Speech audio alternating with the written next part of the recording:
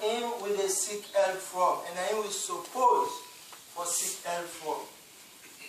وَنَسْتَغْفِرُهُ Allah subhanahu wa ta'ala, na him they forgive we, and na him will they ask for forgiveness. Let Allah forgive we all. وَنَتَوَكَّلُ عَلَيْهِ Allah subhanahu wa ta'ala should be the one, the only one, where we for put we harbor and prosper. Jama, if all of those things, we put them together, believing in Allah, praise Him, ask Him for help, ask Him for forgiveness, put you harbor and prosper now. It doesn't go for nothing, it gets in benefits. Allah subhanahu wa ta'ala says, وَمَنْ يَتَقِ اللَّهَ يَجْعَلَ لَهُ مَخْرَجًا. If you put your harbor and trust for Allah, it will make a way for you out. You let out the tides. He said, وَيَرْزُقُهُ مِنْ عَيْثُ لَا يَحْتَسِبُ. Allah subhanahu wa ta'ala, He said, He will provide for you in ways where you least expect. Jamaat al-Muslimat. Let me look at this. This is pretty sure for we that some of us, if not all of us, at some point in our lives, have had that rich experience with Allah subhanahu wa ta'ala. They'll make way out for you, for we, and He'll provide something for we who we least expect. So this is the works of Allah subhanahu wa ta'ala. He said, Inna asdaqal adid kitabullah. The truthful word. Now Allah your word. This is not Allah your word we talk, so not to Allah the Taslim, not to anybody in the world. This is just what Allah subhanahu wa ta'ala says, and it works. Let Allah give you that, so that we will repose all our trust and confidence in Allah. وَمَنْ يَتَوَكَّلْ عَلَى اللَّهِ فَهُوَ حَسْبُهُ. Any of us who put our trust in Allah, Allah alone is sufficient for us. May Allah take our fault. Jamaat al-Muslimat, as we continue, we praise Allah subhanahu wa ta'ala. This is the time that we should praise Allah, and we are praising Allah for where it be to say, Ja'ala al-bayti al-atiq min matabata lin-nas wa amna. This time around, it's the season of the Hajj. We get with brothers and with sisters there, and all over the world, Muslims this time around are making their preparations to go for this noble journey. So we praise Allah for making that a reality for us as Muslims, being one of the 5 pillars of Islam. And He did say, He created that ancient house, the Kaaba, a place for security and safety. That whoever goes into that place is secure and is safe. And indeed, that's how Allah meant it to be, and that's how it's been carried on. Allah subhanahu wa ta'ala made the Kaaba so that inshallah we go there for go perform the religious duty where you don't put incumbent upon us as Muslims. It says, Man dakhala kana amina. Whoever enters that place, as we said before, is secure. وَأَشْهَدُ أَنْ لَا إِلَهَ إِلَّا اللَّهُ وَحْدَهُ لَا شَرِيكَ لَهُ وَأَشْهَدُ أَنَّ مُحَمَّدًا عَبْدُهُ وَرَسُولُهُ وَخَاتَمَ النَّبِيِّينَ. We testify to the oneness of Allah subhanahu wa ta'ala and to the prophethood of the Prophet Muhammad sallallahu alayhi wa sallam, being the seal of all the prophets. The blessing of Allah, we pray that it be upon the Prophet and all of you, including we all, when the Father up to this day, illa yawm al-qiyamah. Allah subhanahu wa ta'ala has said about the Hajj, Al-Hajju Ashharu Malumat. This is a journey that you don't just go at any time, so okay, it's a vacation. It's a period of time that is well known. Now the time they don't cancel. We can always, like Ramadan is done, we can announce that the doors of Hajj has opened. So you start making your preparations. So this time around, as we say, people are preparing to go for the Hajj. Allah made an announcement for this Hajj. Remember, wal Hajj wal Umrah lillah. We are doing it for who? Allah subhanahu wa ta'ala. It says, وَلِلَّهِ عَلَى النَّاسِ إِجُّ الْبَيْتِ مَنِ اسْتَطَاعَ إِلَيْهِ سَبِيلًا. Allah has proclaimed to mankind for them to go and pay visit to this place if they are able to. And of course, we all know within the ability. We've said it so many times, and we talked just last week again. Let me not afraid. Let me not deny the fact. And it's not about age. It's about you get the strength, you get the means for do it, and the time is now. Let Allah make way for it. Allah also made this announcement. سَوَازِينَ فِي النَّاسِ بِالْعَجْ يَأْتُوكَ رِجَالًا وَعَلَى دَوْمِرِينَ يَأْتِينَ مِنْ كُلِّ فَجٍ عَمِيقٍ. That Allah indeed, when they talked to Nabiullah Ibrahim to make this announcement for the whole of mankind, he said they will indeed come when they hear this call. Allah Ibrahim was like doubtful, but Allah gets in ways. He said, you will say the words with your limited power of voice where you get, but I will amplify it. And indeed, that's what happened. That if I'm using this mic now with my ordinary voice, it will go as far as this mic when I aim for let me voice go as far. So Allah did that. And any of us, when you read that call, inshallah, will be there. And I indeed say, at the time, the means of transportation on foot, on camel, coming from far and near, and Allah indeed say, with other means too. So indeed now, we get other means of transportation. We get the plane, we get everything where people then they go by. So you see, even though it was thousands of years ago, the power of the Quran don't tell me there will be other means of transportation for let people then go perform this Hajj. And indeed, people are going. We are going for this Hajj as Allah subhanahu wa ta'ala said, لِيَشْهَادُوا مَنَافِعُ لَهُمْ وَيُذِكُّرُوا اسْمَ اللَّهِ فِي أَيَّامٍ مَعْلُومَاتٍ. For the benefits therein in the Hajj, so many of it. And for them they praise Allah subhanahu wa ta'ala. They remember Him in the appointed days them when He puts. Just as we've been saying, the Hajj is not any other journey that you make. It is a purposeful journey for a purposeful thing to do. And Allah subhanahu wa ta'ala has prescribed it so that we'll get the maximum benefit what we can derive from the Hajj and get the opportunity, a golden one for that matter, for them to praise Him even more and worship Him and ask Him for forgiveness and everything what we want now in life for we serve and others. We cannot even emphasize how important it is that we go for this Hajj, because one, it is incumbent upon us, and also it becomes a benefit for mankind. Let Allah make, we hear that and we follow up. Allah subhanahu wa ta'ala, He said, as we make this preparation for the Hajj, there are certain things we need to do. Because remember, we are going there to stand in the presence of Allah.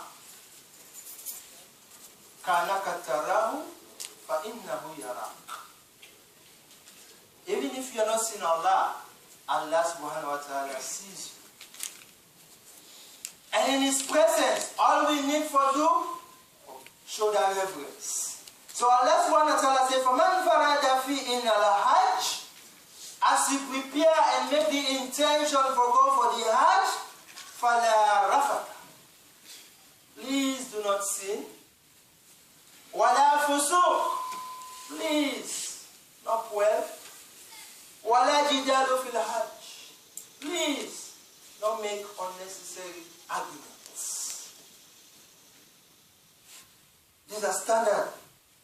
So, man tafalu min khayr ya'lamu Allah. Any one of we, when they do good, and the good year being, we avoid all of them things they are. We do exactly as Allah subhanahu wa ta'ala wants we for do, as we go perform this noble and respectable journey for derive the benefits where they wait for we inside there. Allah say He indeed knows about it. He really knows, say yes. You've come in my presence with sincerity. So if you say labbaik Allahumma labbaik, Allah will answer you and the angels will answer. The angels unfortunately will not say this word. And it is dead. You know go here, they say, yeah, I've been here. But what about when they tell you, say, la labbaik wa la sa'adaik? You have no hajj, you are not welcome, you are not in my presence. Unfortunately, we will not know. So we beg Allah subhanahu wa ta'ala that we get that kind of sincerity of purpose there as we go in His presence. And then we say, drop all things. Drop everything. And you go free. Because Allah subhanahu wa ta'ala, how we end up, He said, وَتَزَوَّدُوا فَإِنَّ خَيْرِ الزَّادِ التَّقْوَى. Make provision, make preparation, yeah. You go pack your small box, whatever, you pocket money, you this, you that, and everything for your comfort. But the best of provision you and I can make to perform the Hajj is taqwa Allah. The fearness of Allah is what's best. That is what Allah sees, that is what Allah wants. What are you assure? What are you color? What are you money? What are you beauty? Not anything that you will go with. Just the piety is what Allah subhanahu wa ta'ala is looking for. The Holy Prophet Muhammad sallallahu alayhi wa sallam supported this Quranic statement. And it's indeed worthy to note. He said, Man haja has a bite. It's just like the same thing. Whoever of you intends to go to visit this place, this house of Allah subhanahu wa ta'ala, فَلَا يَرْفُقْ, you not sin, وَلَا يَفْسُقْ, you not well, كَرَجَ مِنْ ذُنُوبِهِ كَيَوْمِ وِلَادَتُهُ أُمُّهُ.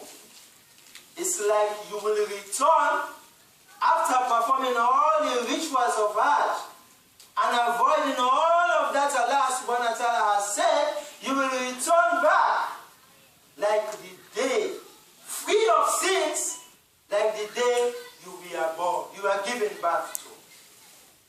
That is what we believe in Islam, that the child is innocent. It doesn't carry the sins of the father, original sin, no. A born innocent, free of sins. He will get in time when we will commit, then we will mark him for him, or Allah subhanahu wa ta'ala will forgive. So that's how you will come back from the Hajj. That's why we can love our Hajj so much. At every opportunity we have, give it dua, give it dua, give it dua. Some of we hug, we rub, we want to feel that yes, this person, some kind of transference will come. Where how we turn, and so we go turn instantly. Anyway, let Allah subhanahu wa ta'ala give you that blessing. Jamaat al-Muslim wal Muslimat. As we are talking about the Hajj, it's a journey prescribed by Allah. And it gets in rules. So we urge them, we adjust them. As we always emphasize, 90% of the people going to Hajj will be going there for the first time. And despite the orientation and everything, but when you go on the ground, it could be something different. So we have to have that guidance. That's where the agents are there to give you those guidance. But tell you about Arkanul Hajj, the pillars of the Hajj. Basically, there are four. One is a ihram ma'aniyat. That is the ihram, the true loose cloth that you wear for men, and of course the women, they get out the ihram day. With an intention intention that I'm going for the Hajj. We know everything is about the intention. And there is a place that you put on your ihram. The agents will be able to tell you that. As they come up from different areas, they know where you should don on your ihram for enter the precincts of Makkah. So that is why it's a pillar. You have to. Because that's how you perform the Hajj. Although people have differences, the Hajj is separated. Tamatu, everything is there. But they should be able to tell you that we are going for this kind of Hajj. This is how I have my ihram on until the last day of Hajj. Or at some point you have to take off the ihram and wear ordinary clothes as you do certain rituals. That's why the orientation comes in. Because people have to know these things. They say at-tawafu awla al-Kaaba. The circumambulation, the rounding of the Kaaba. How many times do you do it? What do you say? At what point? How should it be conducted? It's a pillar of the Hajj. You have to lay back and say, well, you know what? Never mind. No. It's a ritual. And it's a pillar of the Hajj that you have to do. As-sa'i bayna Safa wal Marwa. The running between the two hills. Or let's say walk, a jog. To tell you how to do it. What you have to do is a pillar of the Hajj. Wuqufu bi Arafat. Be standing in the plains of Arafah. Very, very, very important. He used to tell us before going to the Hajj, say even you're on sick bed, they will take you to Arafah. You will never believe until you see it. Even if you are on sick bed, the drip is hanging over you, they take you to Arafah because you are for Hajj and you should be there. Sometimes you see the helicopter moving around. You have to be in the place of Arafah because Al-Hajju Arafah. That is where the culmination of the Hajj is. You have to be in Arafah for istighfar purpose. As will be explained, the Hajj, you should be mindful of this. It's a time for you to get closer and closer to Allah. Beg Allah. There are certain things you could avoid. The comping, the talk, because the tendency is there. The cell phone, the tendency is there. Wanting to call back home and I'm doing so.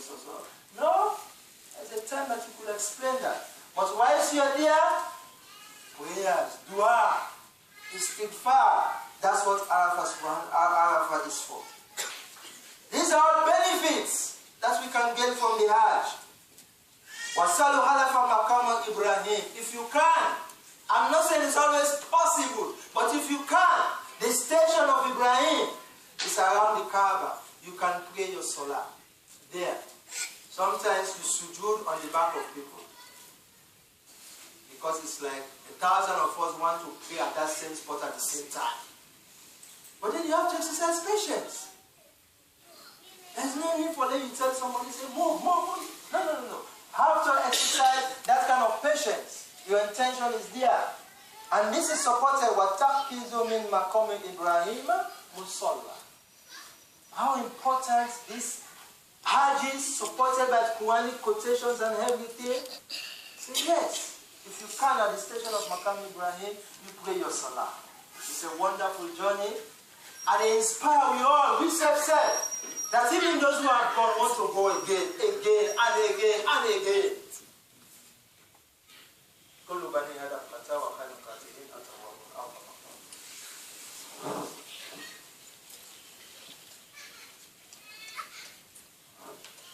Alhamdulillah wa nusalli wa nusalli ala Rasulullah. We tell Allah subhanahu wa ta'ala, thank you. We praise Him for all His good. Just as we've been saying before, we've all experienced in one time in our lives the rich favors of Allah subhanahu wa ta'ala. That's why Allah indeed said, وَإِن تَعُودُوا نِعْمَةَ اللَّهِ لَا تُحْصُوهَا. If you want to count the blessings, the favors of Allah, believe you me, you will never be able to. It's numerous. So many of Allah's blessings. As we recognize that, we come to the prayer as we are here today to praise Allah subhanahu wa ta'ala. Benefits of the Hajj, inshallah. وَالشَّارِبُ مَعَ زَمْزَمْ. Drink Zamzam, blessing water. Wash, drink, rubber. Some ulama say, do it with a dua. They even make the dua. Allahumma inni as'aluka ilman nafiya wa rizqan wasiya wa shifahu min kulli a'. That is what is important here now. And you know, it has worked for some people. Some people come back from the Hajj with more wisdom, more wealth, and very good health. As he or she was living, complaining about back pain, foot pain. Wallahi, coming back from the Hajj, all gone. As the mystery, honor you believe. Allah subhanahu wa ta'ala. But indeed, they make a promise that yes, that is one of the benefits of the Hajj. And you know, as we're talking about the Hajj, we say, those of us trying to make the journey, there are certain things that we should keep away from. And the time is now. This aspect of we forgiving ourselves. This aspect of reconciling our differences. Because you see differences, let's talk about it a bit. We call them ikhtilaf. That's the Arabic terminology. And ikhtilaf has been since day one. It's not going away. It will never go away. It's a part of human nature. And that's why Allah does recognize that. There are two Quranic quotations. One from Surah Zumar. There are many others. And the one from Surah Maida, I will just get quickly before we run out of time. But I'm just saying this. That is, and what could be about these differences? Very plenty. With perception. With moods. With misconceptions too. It's so many. But at the end of the day, what we forsake now reconciliation in a good way so that it doesn't get out of bounds.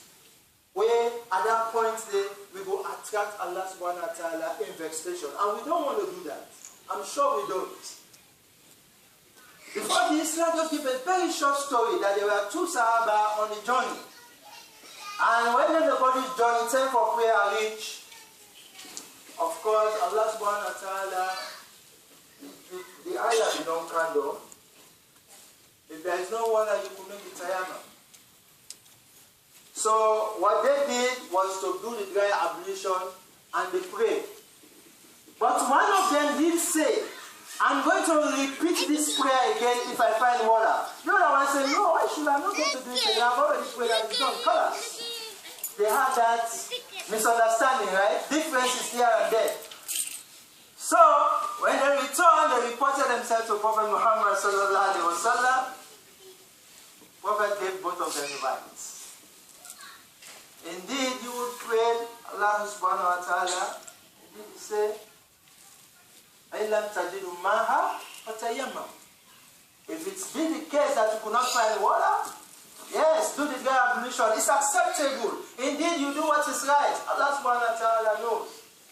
You again who did the prayer again with the ablution, Allah subhanahu wa ta'ala indeed say, after you want to pray, do the ablution. Once you have do the intention for it that you want goodness in there, inshallah Allah will give you the goodness.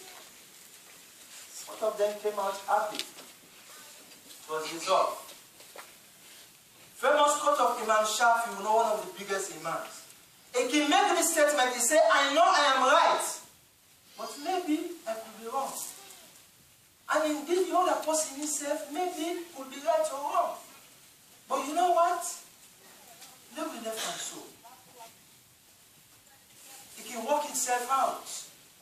And indeed, most of the time, it does work itself out. When we get a good spirit, follow and reconcile.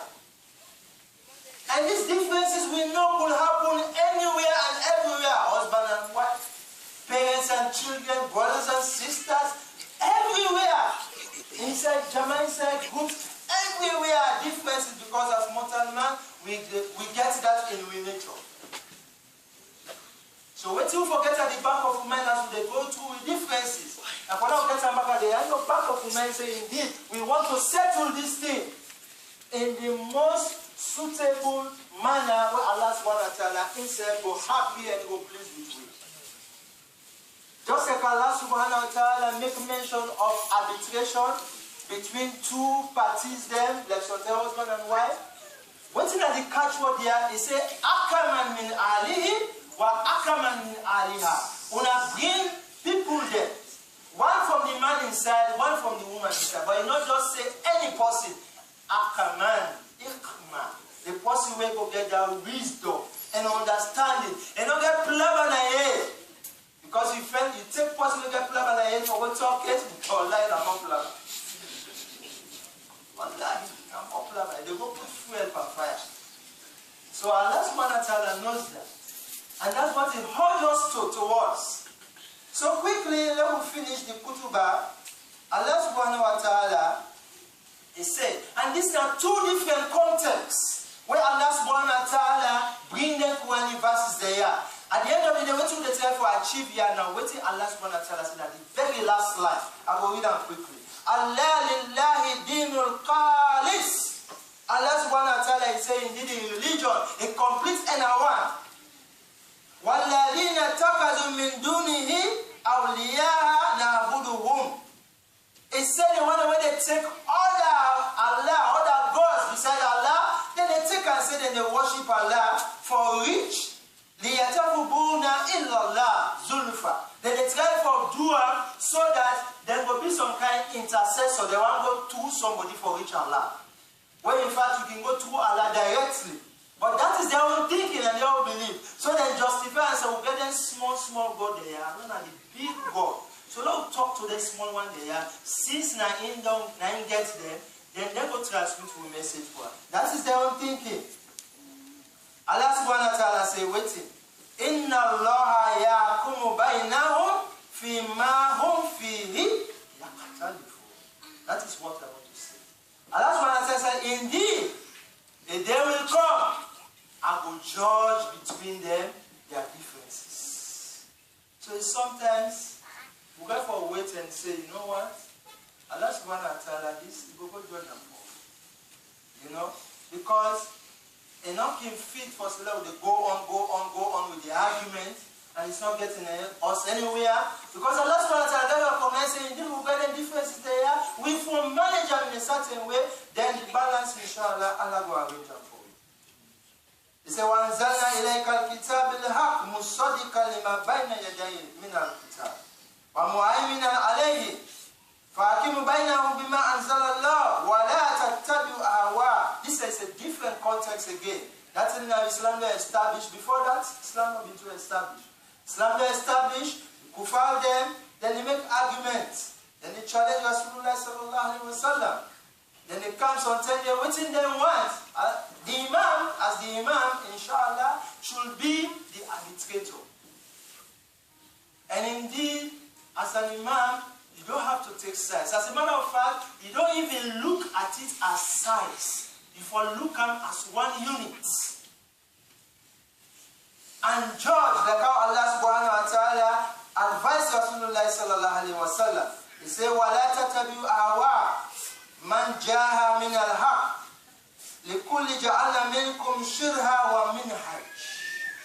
You see, one of the things about differences again, we all have our different ways and methods, and that is allowable inside Islam. So, you know, this is why at some point where even as Allah subhanahu wa ta'ala or Rasulullah sallallahu alaihi wasallam, even some sheikhs are saying they are not ascribing it to Rasulullah, say al-iktilafu ulama rahma. Say the differences of the various imams then. Because mind you, they preach their Islam in different areas in the world where they have different and diverse cultures and settings. So they assimilate the teachings of Islam with those very diverse cultures and settings there. And what happened there, it doesn't spoil the fundamental teachings of Islam. If that is the case, you have no problem. So sometimes when we say this is bid'ah, we have to look at it, how bid'ah it is, or really what does it constitute about that make it bid'ah. So it's like for us here, we have a certain way we follow. That's our minhaj, or manhaj. That's our own method of doing certain things. But does it come out of the fundamentals? Until and unless you convince yourself, say, well, you know what, this has gone out of the way of Islam, then you can give it up for take waiting is fundamental. But wallahi, this ikhtilaf doesn't come to the fundamentals. But are they minor and minute? Where Allah subhanahu wa ta'ala, this is the richness of Islam, it makes the provision. The loopholes they did for them able to accommodate to itself. And indeed, that's why the logic can say that they need the blessing back for the ulama, for the woman, because you go get side or you go old. No matter Muslimat, Allah say, Wallahu sha'Allah. This is important. He said, Allah be one. La ja'allakum ummatan wahida. I mean, for make all nations be one. Una all be for be one, una get one thinking, una dey follow one book, una all get one tip, una all get one tradition and everything. No. Allah said, walakin liyabluwakum fima atakum. But I'm doing this so that inside again, I will test you now. Let's see how indeed una dey accommodate una self. The last word before remember, Allah subhanahu wa ta'ala say, but indeed, after all this, a day will come when me will settle their differences. So, Jama'at Muslim, this is just to say differences do exist. But inshallah, we beg Allah, give you the courage for face up and deal with them as it should be dealt with. As a company differences, when me and you get opposing views, because that's one of the things. We get disputes, call them anything you like. No matter for them we're able for square and settle. And how one of the ways, now for them we all share the responsibility of say we fall short to ourselves at one point. And not take 100 credit person and say I'm right. You self not for taker. We for share the blame. So if we do that, we meet up ourselves halfway, then we will go forward. Let Allah take us for it. Waiting in our country for this Ebola, let Allah give me mercy, let give me shifa inside it. As the people are there on this lockdown, Jama, do before we end up, just with this Ebola, there is a quotation in the Quran, and you know some sheikh do even justify it. And some say, how they can justify it in fit? They say, what a fitna. La tusibbanna alladhina zalamu minkum kasa. It says, "Let we afraid fitna al-balahu, trouble. When it will happen, not to the one that will do the wrong, no more will suffer. Which means the righteous will suffer, which the wicked. You know, some people say Ebola or HIV or everything. Now, Allah subhanahu wa ta'ala in punishment and curse. But on the flip side, we forget to mention that وَلَا نَبْلُوَنَّكُمْ مِنْ شَيْءٍ مِنَ الْخَوْفِ وَالْجُوعِ وَالنَّقْصِ وَأَمْوَالٍ مِنَ الثَّمَرَاتِ وَأَنْفُسٍ. That Allah subhanahu wa ta'ala do those things sometimes as trial for me and you. So the question here is, that's the difference. Is it a cause punishment or a trial? We all go with a back and forth, back and forth, back and forth, until Allah say, one day, He will settle the differences. Let Allah settle. ربنا تقبل منا انك انت السميع العليم ربنا تقبل منا انك انت السميع الدعاء وتب علينا يا مولانا انك انت التواب الرحيم وعلى ربك رب العزه عما يصفون والسلام على المرسلين والحمد لله رب العالمين.